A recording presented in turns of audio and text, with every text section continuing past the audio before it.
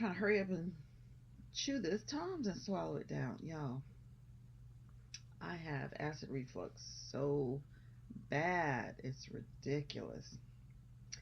But hey, welcome back to my channel. This is D Maria Reacts. I am so glad to be back with you all, and I want to check out some things and that are going on in the news. They give us so much material to react to. Like for instance, let's check this out. This is Sky News Australia. Well, Andrew, you've got your stupid politicians. Sadly, we've got our fair share as well. On Thursday, the United Nations voted overwhelmingly that Israel must end what it called the unlawful presence in Gaza and make reparations to Palestinian people. This despite the fact Hamas just 3 weeks ago shot 6 hostages in the back of the head at point-blank range and continue to hold 101 hostages. Now, your country was one of only 14 that voted against the motion. Our own Australian government, to its shame, abstained. But do you remember when US Secretary of State Antony Blinken visited Jerusalem just days after the October 7 attacks, and he made these remarks? This is a moment for moral clarity. This is a moment where everyone needs to make clear that there is revulsion, disgust, and a determination not to allow this to go forward. Andrew, what happened to moral clarity? It lasted for about 5 seconds. Yeah, well, I guess we were lucky it lasted that long. The thing is, very strange. The Democrat Party is completely enslaved to its far left wing. They're not the majority. They're certainly not the majority of voting Democrats. But no Democrat politician, not one, will break from this far left entity. And the reason for that, I think, is pretty simple. It's the media. The left also owns most of the news media in this country. The coverage of, for instance, Donald Trump has been 95% negative. The coverage of his opponent has been in the 80 percentile positive. Okay, did y'all hear that? Puts out 90 some percent negative on Trump, okay? And they put out 80 some percent positive on Kamala. These people are literally trying to mold the minds of the American people. And the fact of the matter is, like they said here earlier, most American citizens, even most voting Democrats, are not for this extreme stuff that you all see. And when I say you all in that sentence, I'm speaking to the people around the world. Most of us are not on that page. All this extreme stuff that they're doing, we are not for that. But people will dare not even say that in public. I can't believe that here in America, people are afraid to dissent from mainstream. My nieces we were getting out the car in my garage. I live in an apartment building. Well, it's condos. And so there's like 3 parking spaces downstairs, and one of my neighbors lives across the hall from me, has a motorcycle, and it's a black motorcycle. I don't even know what kind, but it says Triumph on it. So my 8-year-old niece, who, she wasn't halfway paying attention, she's like, "Oh, his motorbike says Trump." And I happened to tell my neighbor that story, kind of, laugh like that. And then I said, "No, you're missing a few letters there, niece." And, my neighbor was like, "Oh, no, it definitely doesn't say Trump." I'm like, "Well, if it did, what's wrong with that?" I mean, besides the fact that if it did say Trump, probably by the time you leave work and come out to your bike, it would be completely destroyed by some, Trump deranged, crazy person. They make like we're the ones crazy. No, we are not in a cult when we support Trump. the other side is the cult, because it doesn't matter. They can switcheroo their candidate and everybody's going to fall in and support them because they've been brainwashed. Anyway, getting back to the story. Sorry, I went off on a bunny trail. I'm going to take that back just a little bit. But yes, the left owns the media in the United States, for sure. Media in this country. The coverage of, for instance, Donald Trump has been 95% negative. The coverage of his opponent has been in the 80 percentile positive. They are completely sold over to the left. And it creates, especially in Washington, D.C., it creates a bubble that this is reality, that this is the way people feel. In fact, most people in America support Israel. Why shouldn't they? It's a democratic, free country. It basically is a friend to the United States. Right. As opposed to chanting death to America, which can sort of annoy you from time to time. But for some reason, the Democrats, because of the media, I think, they simply cannot pry themselves away from this far left wing. They're the ones who cause the violence. They're the ones who show up in protest. And after October 7th, when you would have thought the country would have been entirely united on the side of Israel, the horrific enormities that were committed on that day, instead, what you had was these students who had been schooled in this stupid theory that has come out of academia pouring out into the streets and protesting on behalf of Hamas. You had movie stars saying that the rapes, when women were raped to death, these things were a myth. They were made up, that the killing of children was made up. It was all sort of erased. People were running around in the cities of America, tearing down the pictures of the hostages. So no reality is allowed to shine through this academic theory that has given them a sense of virtue, I guess. And Anthony Blinken and the entire Biden-Harris administration are just in thrall to this minority who believe these crazy things. And just to point out for one moment how crazy they are, these include feminists protesting on behalf of people who would happily dress them in burqas and beat them for disobedience. This includes gay people who, the Islamists would happily kill, protesting on behalf of the people who'd happily beat and kill them. And that's how much fantasy and theory has overcome reality on the left in our country. Yeah, it's absolute madness. Speaking of, we have got to look like the biggest idiots. Y'all don't think we're all like that. The rest of the world I'm speaking to right there. We are not all signed on to the things that you see being televised in the leftist media. No, we're sitting back going, what in the hell? Of which, let's talk about the southern border in the US. Former Border Patrol Chief Aaron Heitke testified before Congress this week that he'd been instructed by the Biden-Harris administration to keep quiet about how many people with terrorism links were coming across the southern border into America. Have a listen. In San Diego, we had an exponential increase in significant interest aliens. These are aliens with significant ties to terrorism. This is Aaron Heitke, the former U.S. Chief Patrol Agent. Prior to this administration, the San Diego sector averaged 10 to 15 SIA arrests per year. Once word was out the border was far easier to cross, San Diego went to over 100 SIAs in 2022, well over that in 2023, and even more than that. Wait a minute, I forgot what SIA,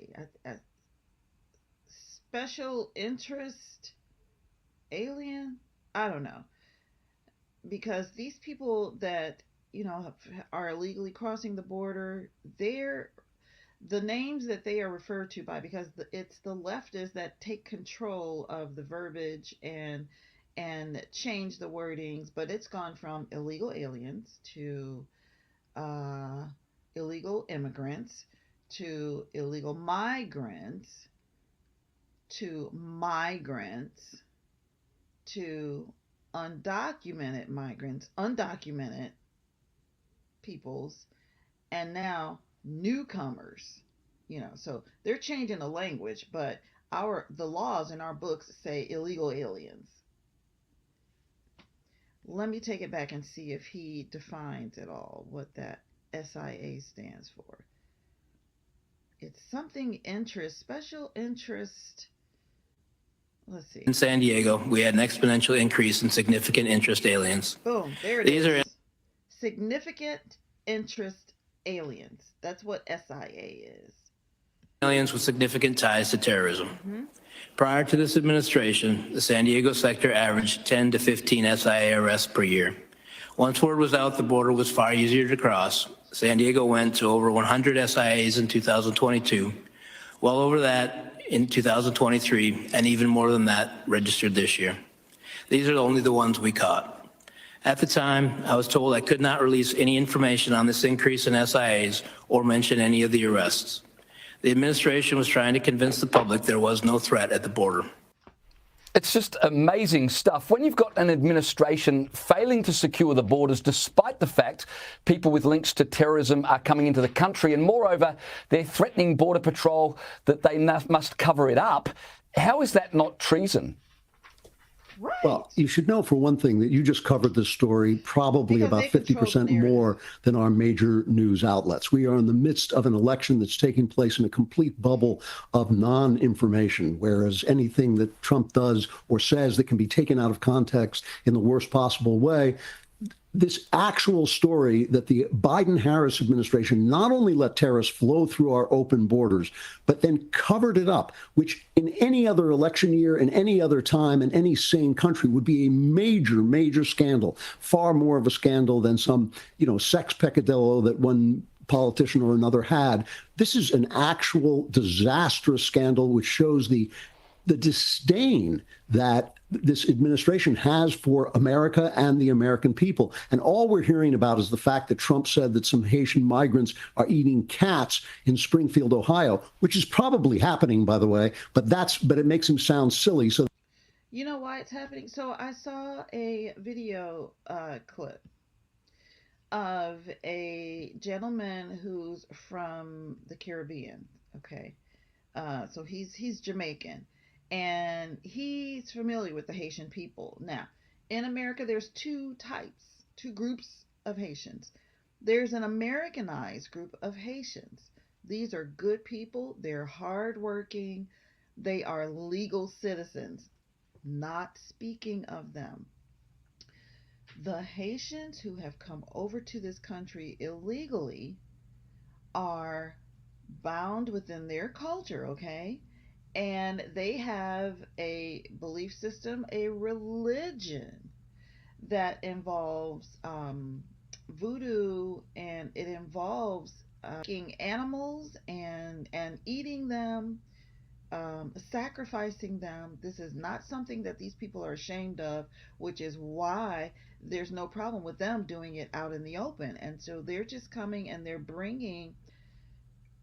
they are not learning about assimilating into American culture, okay?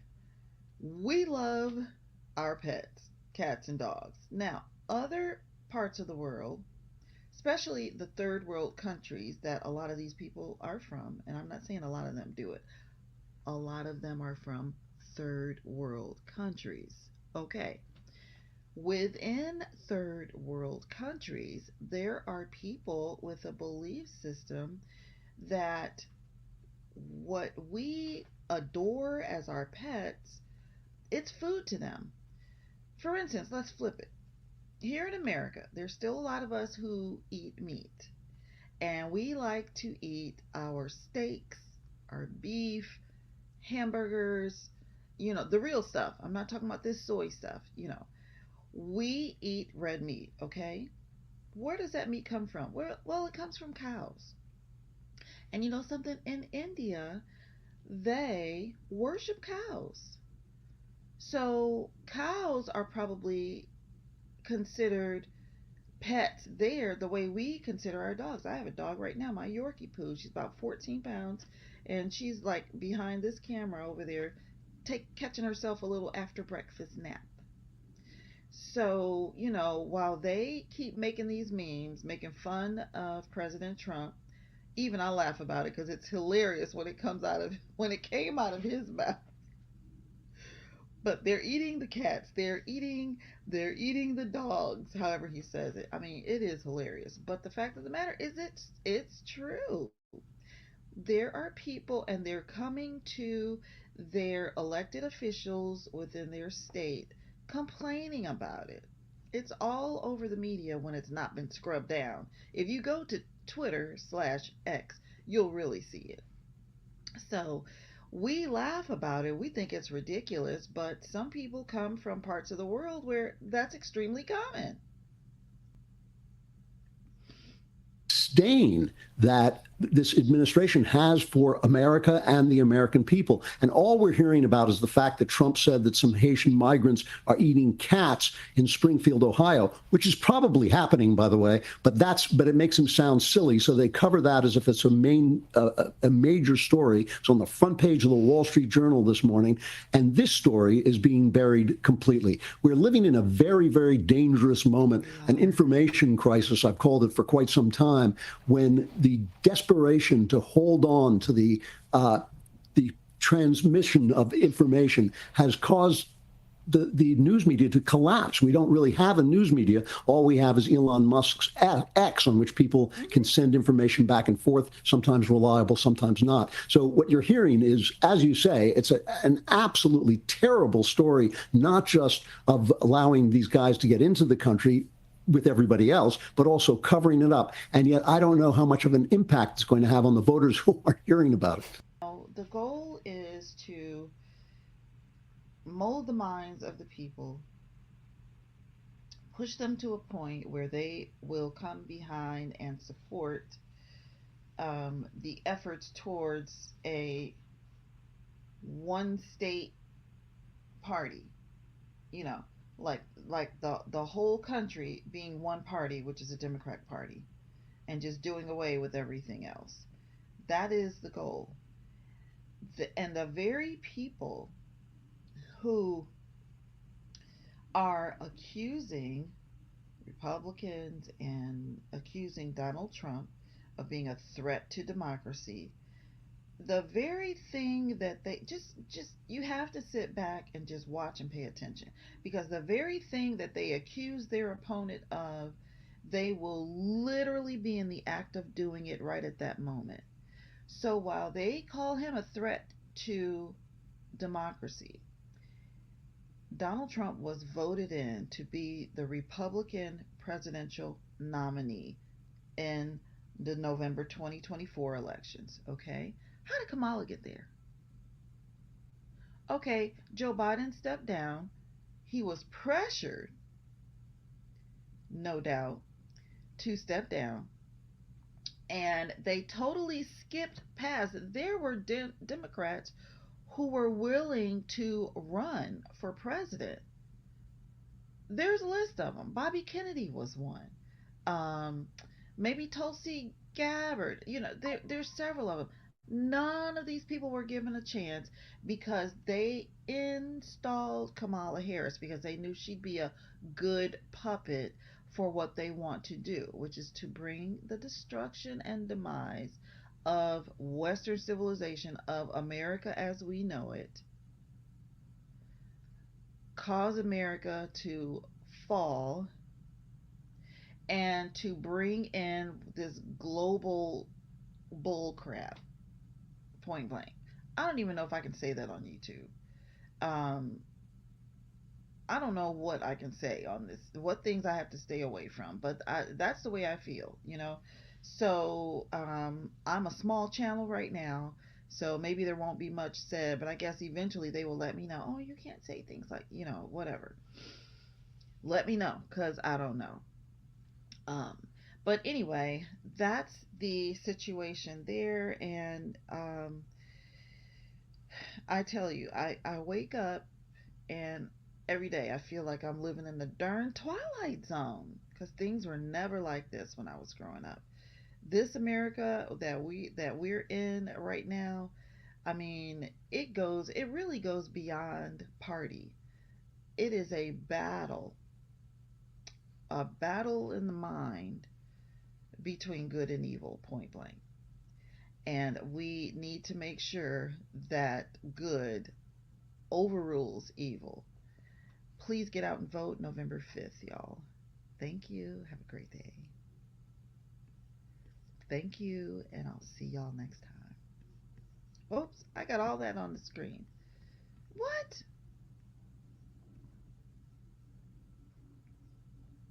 I want to remove that. Okay, so that's what's going on in America these days. Every day I wake up, I feel like I am in the Twilight Zone all over again. This America is a very strange America, but I tell you what, there it's a sleeping giant. People are slowly waking up. The opponents of President Trump knew this would happen. That's why they have caused this influx of illegal aliens into the country because they want to alter the voter base in their favor. Just imagine if you were running from poverty, not political asylum or being under attack. You're running from poverty. You're coming to America but our border has been made very porous, allowing everyone in, and those who aren't coming in by foot or by boat or land, sea, whatever, they're being flown in by the Democratic Party because they're trying to, pardon the sirens, y'all. So, yeah, they're trying to establish a voter base because anybody coming into a country that's rolling out the red carpet, giving you housing, money, food, all of these things, you think they're not going to be grateful and come out and vote blue? They will. Anybody will that's in that position. But even that's wrong because they have no business being able to vote in our election. So that's another topic. I'm not going to go into that. But like I said, I am interested in knowing what countries outside of the US, I mean, they have some keen insight into what's going on here. And the whole world is like waiting with bated breath to see how we're going to decide. Y'all, I am in prayer like I've never been in prayer before as far as when it comes to politics. I'll put it like that. Because polls aside, because I don't believe the polls are being manipulated, okay? It's election interference on another level. If people feel like, oh my gosh, the whole country feels this way, the fact that I'm traditional and I'm conservative, I guess it's a thing of the past.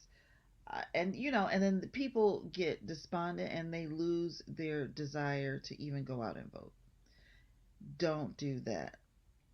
My fellow American citizens, don't fall for what the polls are saying. Trump is set to win by a landslide. Behind closed doors, the Democratic Party is panicking. They are panicking.